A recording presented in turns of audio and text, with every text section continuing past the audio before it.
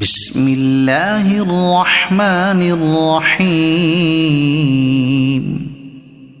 سبح اسم ربك الأعلى الذي خلق فسوى والذي قدر فهدى والذي أخرج المرعى فجعله غثاء أحوى سنقرئك فلا تنسى إلا ما شاء الله إنه يعلم الجهر وما يخفى ونيسرك لليسرى فذكر إن نفعت الذكرى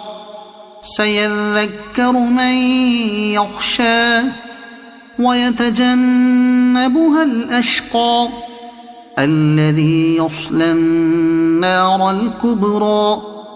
ثم لا يموت فيها ولا يحيا قد أفلح من تزكى وذكر اسم ربه فصلى بل تؤثرون الحياة الدنيا والآخرة خير وأبقى إن هذا لفي الصحف الأولى صحف إبراهيم وموسى.